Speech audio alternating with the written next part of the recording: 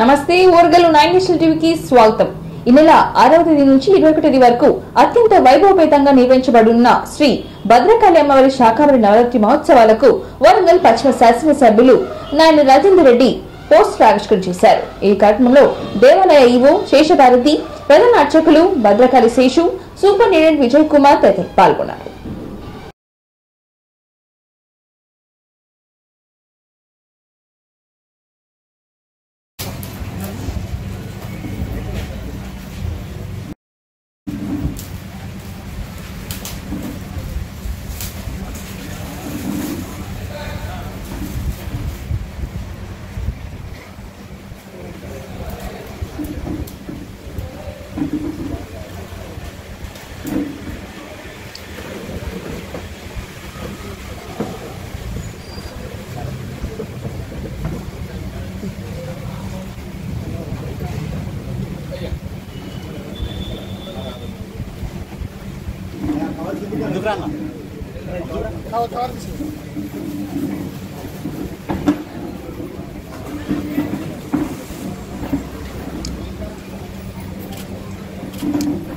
Madam MLA గారు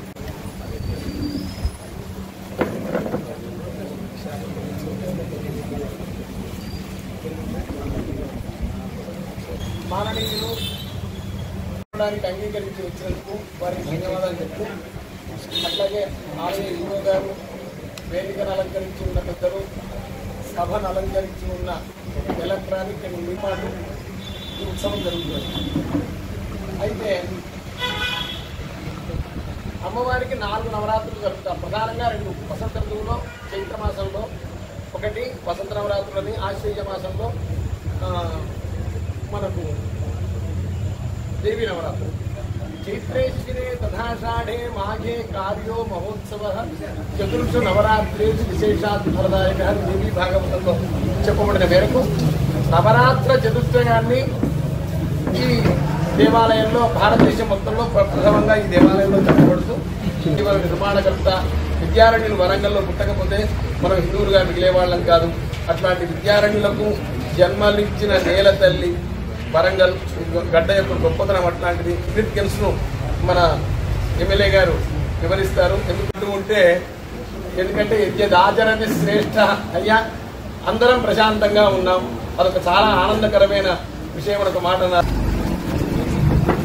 కాకతీయుల రాజధాని అయిన ఓరుగల్లు మహానగరంలో శ్రీ భద్రకాళి అమ్మవారి అద్భుతమైన దేవాలయం ప్రతిష్ఠితమై ఉన్నది. ఈ యొక్క దేవాలయంలో శాకంబరి నవరాత్రులు 6/7/2024 నుండి 21/7/2024 వరకు అద్భుతంగా జరపబడుతున్నాయి. ఈ పరిపూర్ణంగా అందరికీ దక్కుతాయని ఎన్నో వేల మంది, లక్షల మంది భక్తులు మరి అమ్మవారి దర్శనానికి ఏం చేయడం జరుగుతుంది. అమ్మవారిని దర్శించుకోవడానికి రావాల్సిందిగా కోరుచున్నాము. అదేవిధంగా వారికి ఉచిత ప్రసాదం ఉన్నది. ఉచిత అన్న ప్రసాదం కూడా జరుగుతుంది. ఇక్కడ అన్నప్రసాద సత్రంలో అన్నప్రసాద భోజనం కూడా ఏర్పాటు చేయబడుతుంది. మంచినీటి సౌకర్యం ఉంది. కనుక భక్తులందరూ కూడా ఈ అవకాశాన్ని ఉపయోగించుకోవాల్సిందిగా, మరి ప్రత్యేకమైన రోజులు శాకంబరి నవరాత్రులు కనుక ఈ యొక్క రోజుల్లో అమ్మవారిని ఒక్కసారి దర్శించుకొని మీ యొక్క కోరికలు తెలియజేసుకొని అమ్మవారి కృపకు పాత్రలు కావాల్సిందిగా కోరుచున్నాము. శ్రీయుత అనేది గత పాలకులు కానీ గత చరిత్రలు చెప్తున్నాయి. వాటిని అనుసరిస్తూ మరి పెద్దలు, మరి అయ్యగారు, శేషయ్య గారు ఆధ్వర్యంలో, ఈవో గారి సారథ్యంలో వీటిని చాలా ఘనంగా నిర్వహించుకోవడానికి, అదేవిధంగా ముఖ్యమంత్రి గారిని కూడా వచ్చే విధంగా ఇన్విటేషన్ కూడా మేము ఈ రేపు నెలలో ఇవ్వబోతున్నాం. ఇన్ఛార్జ్ మినిస్టర్ గారు కానీ లోకల్ మినిస్టర్లు అందరూ కూడా దీంట్లో పాల్గొంచుకొని వీటిలో కలవటం, అమ్మవారి ఆశీర్వాదాలతో అందరికి కూడా ఆయురారోగ్యాలు ఉన్నారని కోరుకుంటూ శాంక్షన్ చేశారు. ఏమంటారంటే వాటిని ఆర్కిటెక్ట్, అక్కడున్న ఆర్కిటెక్ట్ కానీ పట్టణ రివ్యూ బాలాజీ నారాయణరావు గారి టెక్నిక్ మోడల్ అని చెప్పి అప్పటికప్పుడు దీనికి టెండర్ మళ్ళీ మరి ఇరిగేషన్ వాళ్ళతో కూడా పర్మిషన్, ఎందుకంటే మీద స్లాబ్ వేద్దామని కొంత చాలా హై స్పీడ్లో వర్క్స్ నడుస్తున్నాయి. అన్ని క్లియర్ అనేది ఒకటి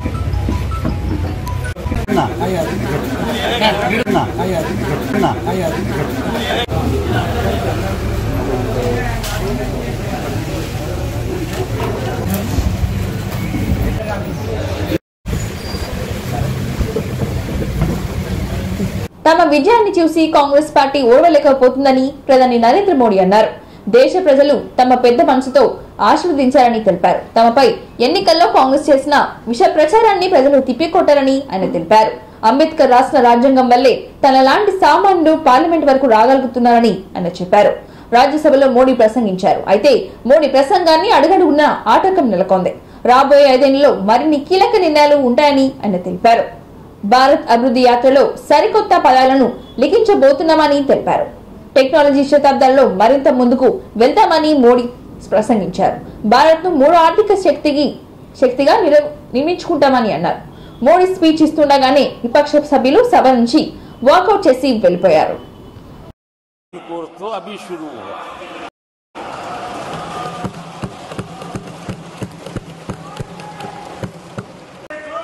मैं देशवासियों को कहता था कि जो 10 साल हमने काम किया है, हमारे जो सपने और संकल्प है, उसके हिसाब से तो ये एपेटाइजर है, मेन कोर्स तो अभी शुरू हुआ। एक सामान्य नागरिक की जो रोजमर्रा की जिंदगी की आवश्यकताएं होती हैं, एक गरिमापूर्ण जीवन जीने के लिए आवश्यकताएं होती हैं, हम ये विधाओं के सैचुरेशन का युग के रूप में उसको परिवर्तित करना चाहते हैं। गरीबों के खिलाफ निर्णायक लड़ाई के हैं, गरीबी के खिलाफ, गरीबों की लड़ाई के लिए एक सामर्थ्य के साथ खड़ा हो जाता है, तो गरीबों की गरीबी के खिलाफ की लड़ाई सफलता को प्राप्त करती है। और इसलिए आने वाले 5 साल गरीबी के खिलाफ लड़ाई के निर्णायक वर्ष है और यह देश गरीबी के खिलाफ लड़ाई में विजयी होकर के रहेगा। देश की बड़ी इकोनॉमी बनेगा। विकास इस जीवन के हर क्षेत्र पर पड़ने वाला है। जब हम पर सकारात्मक प्रभाव तो होगा, होने वाला है। हम आने वाले कालखंड में नए स्टार्टअप्स का आने वाले कालखंड में हमारे टियर 2, टियर 3 सिटीज भी ग्रोथ इंजन की भूमिका में बहुत बड़ा ये शताब्दी अवश्य रूप से देखेंगे। आदरणीय सभापति जी, पब्लिक ट्रांसपोर्ट में भारत के कोट हम गंभीरता से विकास यात्रा में, चाहे पैटर्न की रजिस्टर में ऐसे शहर, मैंने पहले भी कहा है कि भारत के विकास यात्रा में 4 प्रमुख स्तंभ देश की नारी शक्ति। हमने हमारी विकास यात्रा में हमारा जो फोकस है उसको हमने 7 మండలాలు ఏపీలో విలీనం కావడానికి కారణం బీఆర్ఎస్ పార్టీ అని డిప్యూటీ సీఎం బట్టి విక్రమార్క అన్నారు. రాష్ట్ర విభజన చట్టంలో 7 మండలాల విలీనం అంశం లేదని అన్నారు. బీఆర్ఎస్ వచ్చిన తర్వాతే 7 మండలాలు ఏపీలో కలిపారని చెప్పారు. 7 మండలాల కోసం బీఆర్ఎస్ దీక్ష చేయాలని అన్నారు. హరీష్ రావు టైంపాస్ మాటలు బంద్ చేయాలని కౌంటర్ ఇచ్చారు డిప్యూటీ సీఎం. కేసీఆర్ చేసిన తప్పులు చేయబోమని చెప్పారు. రుణమాఫీపై బీఆర్ఎస్ డ్రామాలు ఆపాలని అన్నారు బట్టి విక్రమార్క. త్వరలోనే 2 లక్షల రుణమాఫీ చేస్తామని చెప్పారు. గత సర్కార్ 1,00,000 కూడా రుణమాఫీ చేయలేదని విమర్శించారు. తాము ప్రజలకు జవాబుదారీగా ఉంటామని అన్నారు. ఇచ్చిన హామీలను అమలు చేస్తామని చెప్పారు రైతు భరోసాపై కూడా కసరత్తు జరగబోతుందని ఆయన తెలిపారు. ఎన్నికల్లో ఇచ్చిన ప్రతి హామీని అమలు చేస్తామని చెప్పారు డిప్యూటీ సీఎం. ప్రజలు కట్టిన ప్రతి పైసా రాష్ట్ర అభివృద్ధికి ఉపయోగపడతామని చేస్తామని కూడా అన్నారు. త్వరలోనే జాబ్ క్యాలెండర్ ప్రకటిస్తామని ఆయన తెలిపారు. భూ వివాదం కారణంగా ఆత్మహత్య చేసుకున్న రైతుకు న్యాయం చేస్తామని చెప్పారు. రైతు ఆత్మహత్యకు కారణమైన ఎవరిని వదిలిపెట్టబోమని అన్నారు డిప్యూటీ సీఎం బట్టి విక్రమార్క. ఇచ్చే స్కీమ్లో కానీ 500 రూపాయలకే గ్యాస్ సిలిండర్ అందించే దాంట్లో కానీ అనుకున్న సమయం కంటే ముందే త్వరితగతిన అందించి ముందు పోతా ఉన్నాం. దాంతోపాటు రుణమాఫీకి సంబంధించి కూడా త్వరలోనే చేయబోతా ఉన్నాం. సంబంధించి కాంగ్రెస్ పార్టీ ప్రభుత్వం అలాగే రైతు భరోసా సంబంధించి కూడా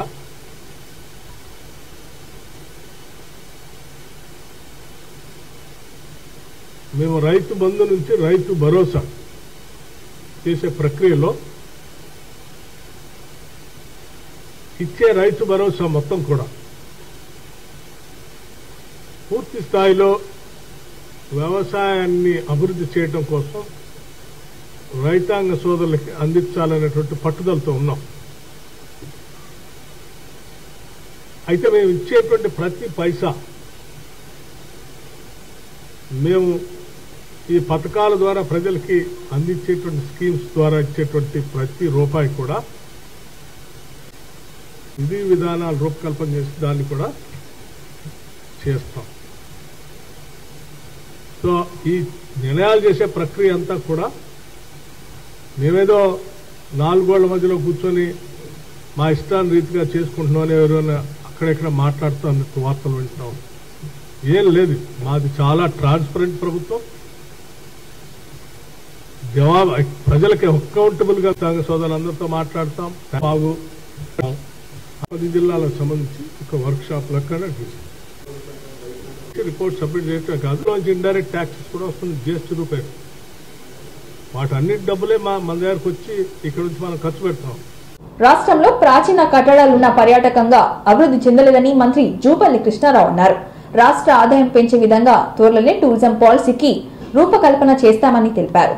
సెక్రటరియట్ మీడియా పాయింట్ వద్ద ఆయన మాట్లాడుతూ రాష్ట్రంలో వనరులున్న పర్యాటకం అభివృద్ధి చెందలేదని, ఇప్పుడు టూరిజం పాలసీ DPR తయారు చేస్తామని అన్నారు. త్వరలోనే డ్రాఫ్ట్ పాలసీపై సీఎంతో చర్చించి అమలు చేయబోతున్నామని ఆయన వెల్లడించారు. దేశంలో ఉన్న జనాభాలో 30% టూరిజం వైపు మళ్లిస్తే దేశ రాష్ట్ర ఆర్థిక వ్యవస్థ బలపడుతుందని ఆయన తెలిపారు. గోల్కొండ తారామతి హోటల్ భూమి విలువ 100 కోట్లు అయితే దాని ఆదాయం 1 కోటి మాత్రమే. ప్రైవేట్ ప్రభుత్వం ఆధ్వర్యంలో టూరిజం ఆదాయాన్ని పెంచాలని ప్రణాళికలు చేస్తున్నామని ఆయన తెలిపారు. నల్లమల్ల ఫారెస్ట్ ను త్వరలో విజిట్ చేయబోతున్నామని, వెడ్డింగ్ టూరిజానికి స్వీకారం చుట్టబడుతున్నామని ఆయన తెలిపారు. గ్రామీణ స్థాయికి టూరిజం ను కల్చర్ డిపార్ట్మెంట్ ద్వారా ప్రజల జీవన విధానాన్ని మార్చబోతున్నామని జూపల్లి కృష్ణారావు తెలిపారు. అనంతగిరి కొండల్లో వెల్నెస్ రిసార్ట్ నిర్మించబోతున్నామని, ఎకో మెడికల్ టెంపుల్ టూరిజం ను అభివృద్ధి చేయబోతున్నామని ఆయన వెల్లడించారు. తద్వారా ఉపాధి అవకాశాలు పెరిగే అవకాశం ఉందని ఆయన తెలిపారు. ఈ టూరిజం డిపార్ట్మెంట్ కూడా రాష్ట్ర ఆర్థిక వనరుకు తోడు కావాలి. రాష్ట్ర ఆర్థిక వనరుల నుంచి డిపార్ట్మెంట్ తీసుకోవడం కాదు, డిపార్ట్మెంటే రాష్ట్ర ఆర్థిక వనరుకు మనం పెంచేటువంటి కార్యక్రమం చేయాలి. అటువంటి అవకాశాలు ఉన్నాయి. ఎంతోమంది ఇన్వెస్టర్స్ ఉన్నారు. ఈరోజు ఎంతో ల్యాండ్ బ్యాంక్ ఉంది. అక్కడక్కడ అన్యాక్రాంతమైంది, చాలా చోట్ల అన్యాక్రాంతమైంది. లీగల్ కేసెస్ ఉన్నాయి. వాటన్నిటిగా ఒక్కొక్కటి కూడా పరిష్కరించే కార్యక్రమం చేస్తాను. డైరెక్ట్గా టోటల్ ఇన్వాల్వ్ అవుతా ఉన్నాం. మరి కేసులు అంటే జీపీలను ఏజీలను పిలిచి ఏ విధంగా కౌంటర్ ఫైల్ చేయాలి, ఈ ప్రాపర్టీ ఏ విధంగా రాబట్టాలన్నటువంటి విషయంలో అంత డెప్త్కి వెళ్ళి మేము దాన్ని పరిష్కారం చేసే కార్యక్రమం చేస్తాను.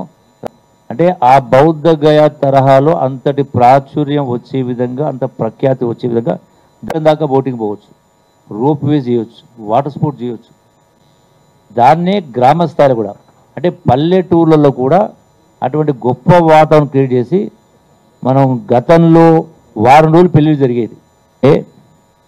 ఈ రోజున కల్చర్ అంటే నాకు తెలిసి కల్చరల్ డిపార్ట్మెంట్ అంటే ఏమనుకుంటారంటే ఆట పాట సంగీతం మ్యూజిక్ అని.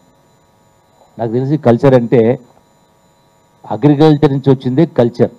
సమాజంలో గ్రామీణ స్థాయిలో మనం ఎన్ని వాళ్లకు ఆ విధమైనటువంటి ఈరోజు ఉన్నటువంటి సమాజంలో ఎన్నో హాల్స్ కావచ్చు, బస్ 26 ఎకర్స్ దానికి అవసరాలకు తగ్గట్టుగా అట్లాగే ఆల్ మై అంటే ప్రిన్సిపల్ సెక్రటరీ పర్యాటకంగా రాష్ట్రాన్ని అభివృద్ధి చెందాలి.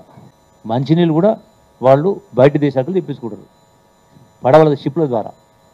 మరి అన్ని ముందుకు జరుగుతుంది అంటే సో డెఫినెట్గా ప్రైవేట్ అండ్ పబ్లిక్ పార్ట్ రెండు కూడా సమాంతరం జరగాలి.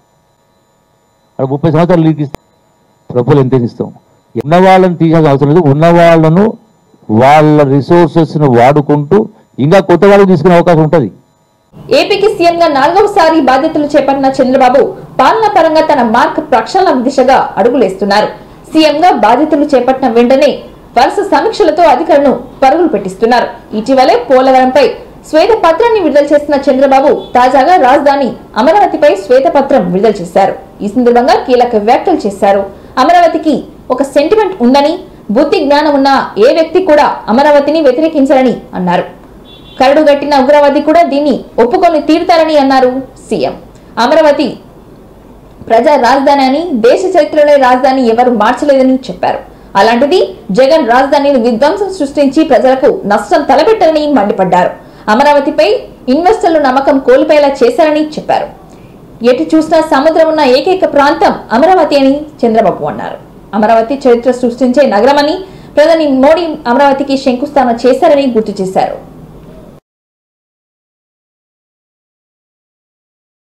పరిస్థితి వచ్చింది. అమరావతి అన్నది కేవలం భారతదేశంలోనే కాదు, నాకుండే వనరులతో పరిశోధన చేసిన తర్వాత ఈ నగరానికి పేరు పెడితే చాలా బాగుంటుందని ఆయన ఒక సూచన చేశాడు. సూచన చేసిన తర్వాత నేను క్యాబినెట్లో 10 మందితో డిస్కస్ చేశాను. 10 మందికి 10 మంది యాక్సెప్ట్ చేశారు. దీన్ని బయట పెడితే 100 మందికి 100 మంది యాక్సెప్ట్ చేశారు. అంటే ఏమాత్రం కాంట్రవర్సీ లేకుండా యునానిమస్గా అమరావతి పేరుని యాక్సెప్ట్ చేయడం జరిగింది. అలాంటి ఒక చరిత్రాత్మకమైనటువంటి నగరం అమరావతి. ఆ పుణ్యఫలమేమో చెప్పలేం. ఈరోజు మీరు చూస్తే నేను రాజధాని పేరు పెట్టిన తర్వాత ఫౌండేషన్ వేసేటప్పుడు మన నీరు మనుషులనే వ్యక్తులు ఇవ్వం. అదే మాదిరిగా మీకు అనేక సమస్యలు ఉన్నాయి. ఒక అడుగు నేను వేసాను, ఒక అడుగు కలిసి వచ్చింది, బ్రిక్ బై బ్రిక్ నిర్మాణం చేశాం. ఆ టవర్ కట్టాలంటే ఎవరు కడతారు? మా దగ్గర డబ్బులు లేవు. ఎప్పటికే 15,000 కోట్లు డెఫిసిట్ ఫైనాన్స్. మేము మాట్లాడుకోనంగా అటా డెవలప్ చేసి ల్యాండ్ పూలింగ్ అనే ఆలోచన వచ్చింది. హ్యాండ్ ఓవర్ చేసి పెట్టాం. పెన్షనర్స్కి 2,500 రూపాయలు ఇచ్చాం. అంటే ఇక్కడ ఒక రాజధాని కడతా ఉంటే వ్యవసాయం పనిజరగకపోతే ఉపాధి కోల్పోతుందని. దీనిపైన మీరు ఒకసారి చూసినప్పుడు government of India capital gains exemption ఇచ్చారు. రైతున్నాం వరల్డ్ క్లాస్ స్టాండర్డ్ వాటర్ చేశారు.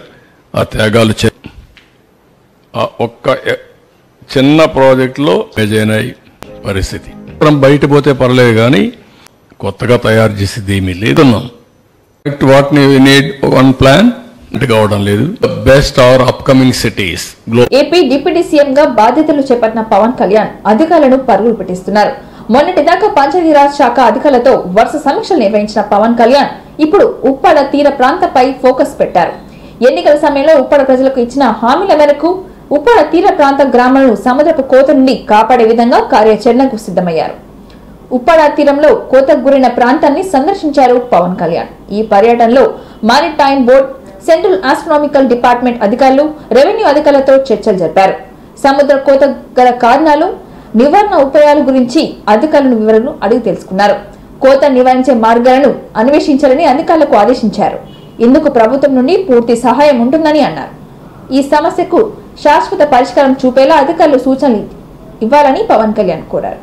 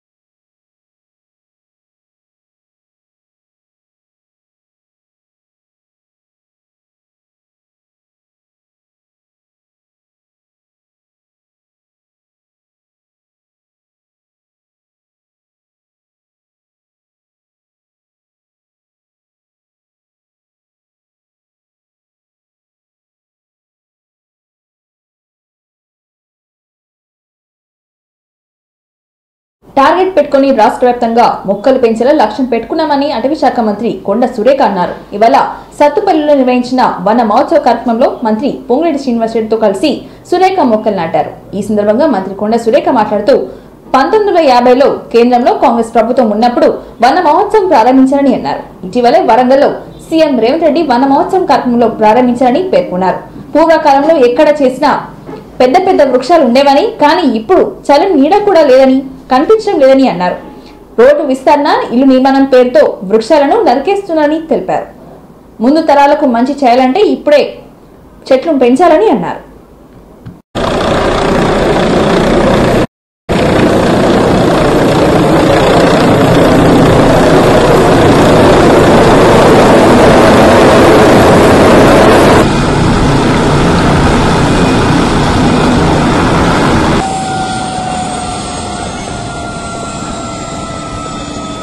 बैक सर కొంచెం బ్యాక్ ఉండండి సార్ కొంచెం బ్యాక్ ఉండండి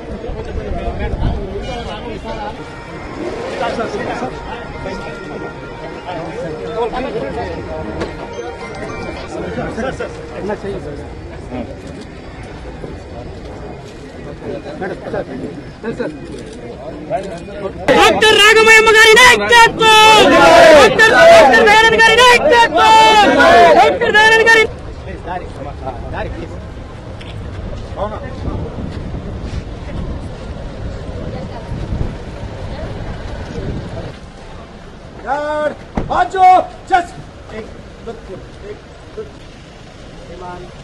आपके इलेक्शन के लिए हाजिर है।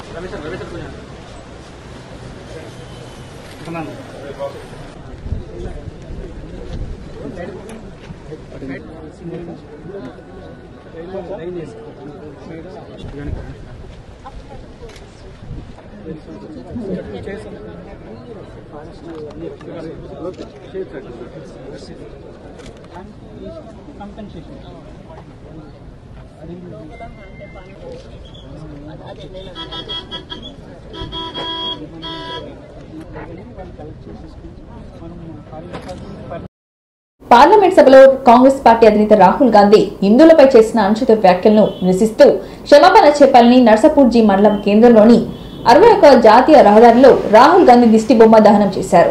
ఈ కార్యక్రమంలో బీజేపీ రాష్ట్ర నాయకులు నిరసన తెలిపారు. నాయకులు మాట్లాడుతూ రాహుల్ గాంధీ హిందువులను హింసవాదులుగా, తీవ్రవాదులుగా వర్ణించి 100 కోట్ల హిందువుల మనోభావం దెబ్బతీసేలా మాట్లాడడం సరికాదని, హోదాకు తగదని ఆయన తెలిపారు. హిందువులందరికీ క్షమాపణ చెప్పాలని బీజేపీ రాష్ట్ర నాయకులు రామ్నాథ్ డిమాండ్ చేశారు. ఈ కార్యక్రమంలో జిల్లా నాయకులు తదితరులు పాల్గొన్నారు.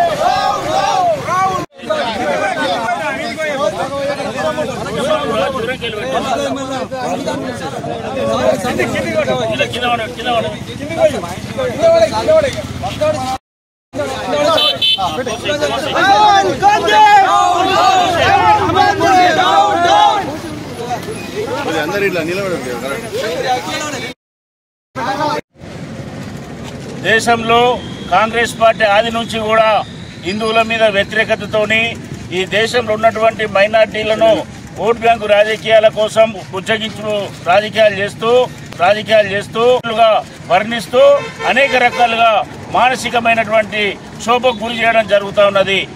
ప్రజల పక్షాన నిలబడి పోరాటం చేసి పార్లమెంట్లో ప్రభుత్వ దృష్టికి తీసుకురావడం కోసం తగ్గుపెట్టి ఏ హోదా ఇచ్చినటువంటి హిందూ ప్రజలు ఉన్నారో అదే హిందువుల మీద ఇలా మనోభావాలు దెబ్బతీసే విధంగా హింసావాదులని, వాళ్ళు తీవ్రవాదులని చెప్పేసి పేర్కొనడం ఏదైతుందో దీన్ని ప్రేరేపించింది. 1984లో రాష్ట్రాల్లో ఇలా హింసను ప్రేరేపిస్తా ఉన్నారు. ఇలా వెంటనే హిందువులకు బేషరతుగా క్షమాపణ చెప్పాలని భారతీయ జనతా పార్టీ డిమాండ్ చేస్తున్నది. లేని పక్షంలో రానున్న రోజుల్లో మీకు ఈ ప్రతిపక్ష హోదా కూడా దక్కదని చెప్పేసి గతంలో మీకు ఏ విధంగా అయితే ప్రజలు తీర్పునిచ్చిందో రాబోయే రోజుల్లో కూడా అదే విధంగా ప్రజలు తగిన గుణపాఠం చెప్తారని చెప్పేసి భారతీయ జనతా పార్టీ హెచ్చరిస్తా ఉన్నది. నిర్మల్ నియోజకవర్గంలోని నిర్మల్ అర్బన్, నిర్మల్ రూరల్, దిలావర్పూర్, నర్సాపూర్, సోన్ మండల కేంద్రంలోని ఎంపీటీఓ కార్యాలయంలో కళ్యాణ్ లక్ష్మి షాదీ ముబారక్ చెక్లను పంపిణీ చేశారు బీజేపీ నేత ఏలేటి మహేశ్వర్ రెడ్డి. ఈ కార్యక్రమంలో నాయకులు ఎంపీపీ హరీష్ రెడ్డి, గంగన్న, గంగారెడ్డి, అశోక్ తో పాటు మండలాల నాయకులు తదితరులు పాల్గొన్నారు. మండలాల కళ్యాణలక్ష్మి, షాదీ ముబారక్ అభ్యర్థులకు నిర్మల్ జిల్లా కేంద్రంలోని ఎమ్మెల్యే క్యాంపు కార్యాలయంలో బీజేఎల్పీ నేత మహేశ్వర్ రెడ్డి చెట్లను పంపిణీ చేశారు. ఈ కార్యక్రమంలో ఆర్డీఓ రత్న కళ్యాణి, ఎంఆర్ఓ, పట్టణ మండలాల నాయకులు తదితరులు పాల్గొన్నారు. వెంటనే రిపేర్ చేసి నాలలన్నీ కూడా స్ట్రెంథెన్ చేసి వచ్చిన వరద నీళ్లను మరి బయటకు పంపించే విధంగా చర్యలు తీసుకోవాల్సిందిగా కోరుతా ఉన్నాను. నేను రేపు మున్సిపల్ కమిషనర్ కూడా ఈ రోజు నేను పిలిచి రివ్యూ చేస్తాను, మరి ఇంజనీర్ కూడా పిలిచి రివ్యూ చేస్తాను. గతంలో ఇరిగేషన్ డిపార్ట్మెంట్ ఇచ్చిన డ్రాయింగ్స్ మేరకు, వారు ఇచ్చిన ప్రపోజల్ మేరకు నేను ఈ ప్రభుత్వంతో పోరాటం చేసి మరి ఈ మంజూరు తీసుకొచ్చినాను. మరి వచ్చినటువంటి మంజూరుని వెంటనే టెండర్ పెట్టించేసి అతి త్వరలో నిర్మల్ పట్టణంలో ముప్పు గురి కాకుండా, నిర్మల్ పట్టణంలో వచ్చిన వరద నీరు నిర్మలం నిల్వ లేకుండా వచ్చిన నీరు వచ్చినట్టు వెళ్లే విధంగా మరి వెంటనే పనులు మొదలు పెట్టించడానికి అధికారం కూడా అతి త్వరలో ఇంకా మొదలు ప్రపోజల్ పెట్టాం. దానికోసం మరి ఈ ప్రభుత్వం ఇచ్చిన హామీ మేరకు తులం బంగారం కూడా వచ్చే బంగారం కూడా పంచుతాం. ఈ ప్రభుత్వం ఇచ్చిన హామీ మేరకు చెప్పడం వల్ల చెప్పి తులం బంగారం ఇస్తామని మేము కూడా అసెంబ్లీలో గొడవ చేస్తున్నాం. ఇప్పుడు ఇస్తామని తులం బంగారం డిస్ట్రిబ్యూషన్ కార్యక్రమాన్ని మొదలు పెట్టాల్సిందిగా నిర్ణయం ద్వారా తెలంగాణకు రానున్న 3 రోజుల పాటు తేలికపాటి నుంచి మోస్తారు వర్షాలు కురుస్తాయని ఐఎండీ అలర్ట్ ప్రకటించింది. రాష్ట్రం మీదుగా నైరుతి రుతుపవనాలు చురుగ్గా కదులుతున్నాయని తెలిపింది. ఈ రోజు పలు జిల్లాల్లో అక్కడక్కడ తేలికపాటి నుంచి మోస్తారు వర్షాలు కురుస్తాయని తెలిపింది. జూలై 4న, 5న పలు చోట్ల తేలికపాటు వర్షాలు కురిసే అవకాశం ఉందని ప్రకటించింది. తెలంగాణలో స్థిరమైన ఈదురుగాలు గంటకు 30 నుండి 40 కిలోమీటర్ల వేగంతో వీచే అవకాశం ఉందని తెలిపింది. హైదరాబాద్ లో సాధారణంగా అవకాశం మేఘావృతమై ఉంటుందని, రానున్న 3 రోజుల పాటు సాయంత్రం లేదా రాత్రి సమయంలో తేలికపాటి వర్షం లేదా ఉరుములతో కూడిన జల్లులు కురిసే అవకాశం ఉందని తెలిపింది.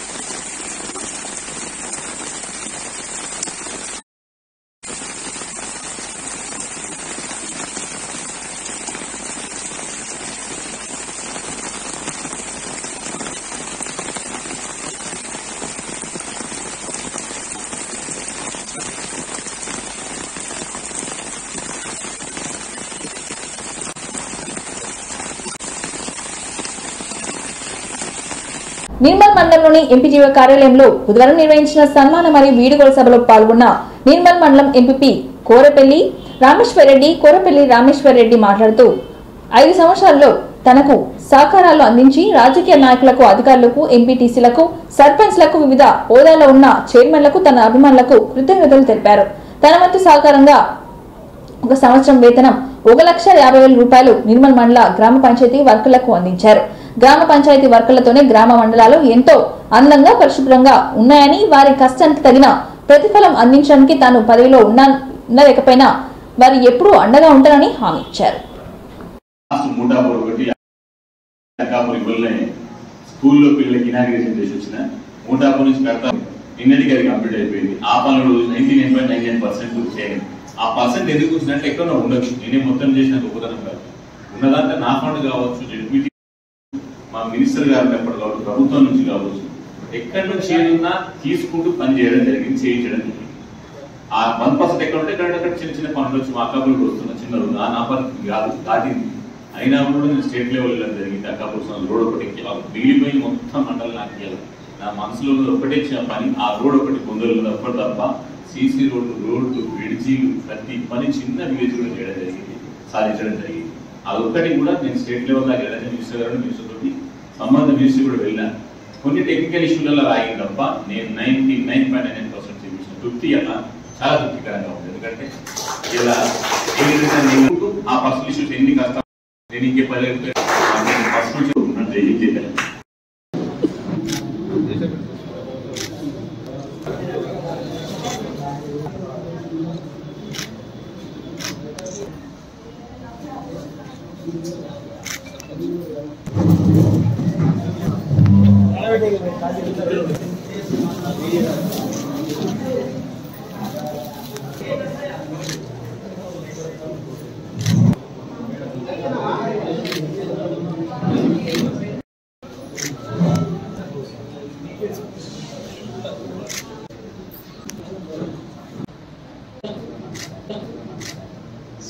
హుజరాబాద్ ఎమ్మెల్యే పాడి కౌశిక్ రెడ్డిపై క్రిమినల్ కేసు నమోదైంది. భారత్ న్యాయ సంహిత చట్టంలో కేసు నమోదైన మొట్టమొదటి ఎమ్మెల్యేగా పాడి కౌశిక్ రెడ్డి రికార్డు సృష్టించారు. నిన్న జెడ్పీ సమావేశంలో ఎమ్మెల్యే వివరించిన తీరుపై ఫిర్యాదు చేశారు జెడ్పీ సీఈఓ. కలెక్టర్ పమేల సత్పతి బయటకు వెళ్లే సమయంలో అడ్డుకొని బైఠాయించారు ఎమ్మెల్యే. ఈ తరుణంలోనే భారత్ న్యాయ సంస్థ యాక్ట్ ప్రకారం సెక్షన్ 221, 126 హుజరాబాద్ ఎమ్మెల్యే పాడి కౌశిక్ రెడ్డిపై క్రిమినల్ కేసు నమోదైంది. బిఎన్ఎస్ చట్టం అమల్లోకి వచ్చిన 2వ రోజే హుజరాబాద్ ఎమ్మెల్యే పాడి కౌశిక్ రెడ్డి పై క్రిమినల్ కేసు నమోదైంది. కాగా నిన్న కరీంనగర్ జిల్లా పరిషత్ సమావేశంలో పాడి కౌశిక్ రెడ్డి విశ్వరూపం చూపించారు. డీఓలను సస్పెండ్ చేయాలంటూ నిరసన తెలిపారు.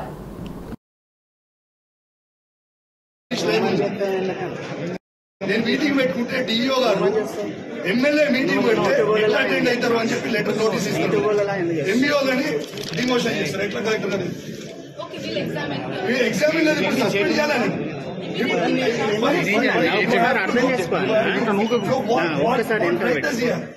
మా ఎమ్మెల్యే కలెక్టర్ గారు నేను ఎమ్మెల్యేని అంటే మీ బాస్ అయిన చీఫ్ సెక్రటరీ కంటే నాకు పెద్ద protocol.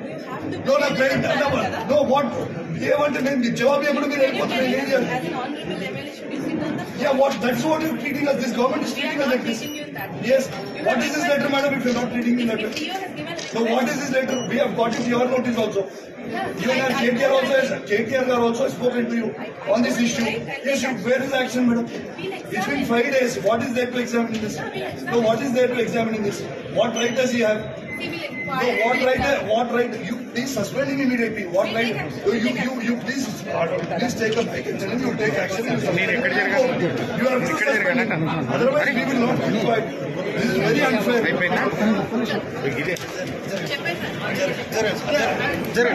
Go like this. I have already answered you. No, where have you answered? How can you go like this? What is this not right now? If you can't answer, you should not have this meeting. What is this? You are a responsible officer. జిల్లా మంత్రిగా ఉన్నప్పుడు ప్రతి సంవత్సరం మీరు record తీసుకోవచ్చు. ప్రతి సంవత్సరం education meeting school start అవుతున్న ఇయర్లో రివ్యూ మీటింగ్ కంపల్సరీ జిల్లా హెడ్ క్వార్టర్లో పెట్టేది.